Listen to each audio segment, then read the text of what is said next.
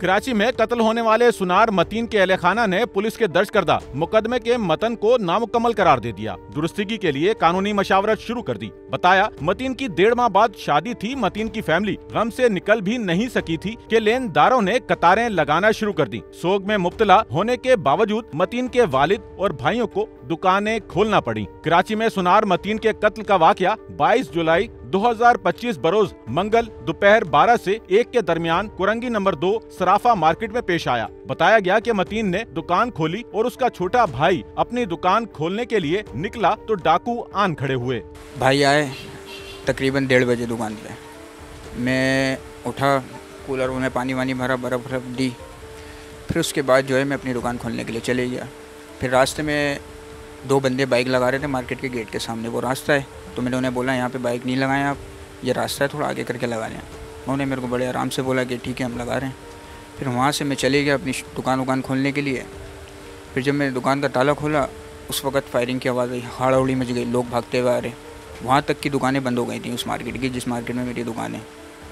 फिर मैं भागा, एक बंदा आया मेरे को बताने के आपके भाई को गोली मार दी है, वहाँ जाके आप देखें। मतीन के वालिद ने बताया कि दुकान में डकैती के लिए आए डाकुओं की तादाद 3 थी, जिन्होंने असलहे के जोर पर लूटमार की। आए थे, आने के बाद में यहाँ पे फिर उसके बाद जो ये गया है तो वो उन्होंने 2 पिस्टलें ऐसे करके निकाली हैं।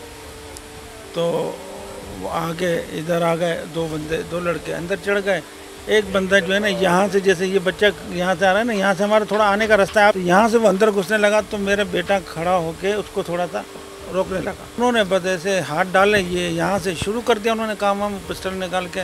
मतीन ने ला इल्मी में डाकुओं को दुकान में दाखिल होने से रोकने की कोशिश की, फिर असलहा देखा तो पीछे हट गया। मतीन ने किसी किस्म की कोई मज़ाहमत नहीं की, बस दीगर की तरह भाग निकलकर जान बचाने की कोशिश की। तो ये लोग लड़के बाहर निकल गए तो उन्होंने कहा कि मतीन की शॉप पे डकैती पड़ रही है। बच्चे हैं, उन्होंने फायरिंग करी। फायरिंग की आवाज़ सुन के वो लोग थोड़ा सा इस तरफ भागे, मेरा बच्चा निकल के भाग गया, मतीन यहाँ से निकल के भाग गया। तो उसको फिर भागते हुए को गोलियां मारी उन्होंने। मार्केट के बुजुर्ग दुकानदार ने बताया कि मतीन को भागते वक्त दूसरी गली में फायरिंग का निशाना बनाया गया, जिससे पता चला कि वारदात करने वाले अकेले नहीं, मुल्जिमान ने मुकम्मल मंसूबा बंदी और मुनज्जम अंदाज में वारदात की। 3 लड़के डकैती कर रहे थे, 2 लड़के यहाँ बैकअप दे रहे थे उसको। जो वो यहाँ से भागता हुआ निकला है ना मतीन, तो उसने पीछे से लड़के ने आवाज़ दी, मारो उसको मारो।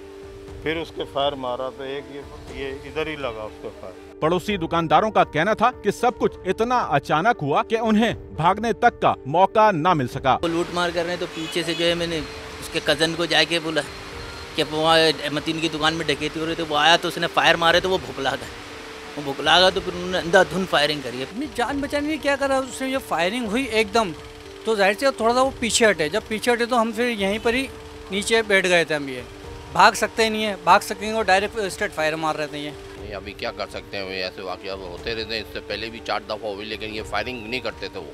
अब तो फायरिंग भी बहुत की इन लोगों ने।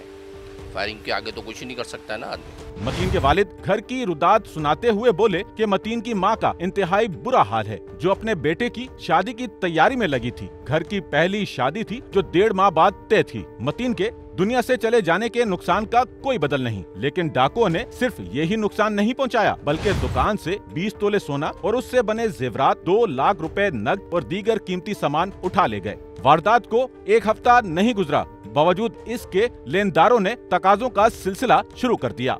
तकरीबन अभी मेरे जो कस्टमरों का कुछ पॉलिश का है, कुछ लेना देना है, बच्चे के ही हाथ में होता था, वो मेरे लम्बे नहीं है। लेकिन मैंने जो तखमीना लगाया है 20 से 22 तोला सोना है मेरा खालिस, वो सोना गया है। और उसके बाद में 2 लाख रुपए कैश गए, क्योंकि हमारे पास पॉलिश का भी होता है, 200 रुपये का काम होता है, 2 लाख रुपए का गोल्ड होता है।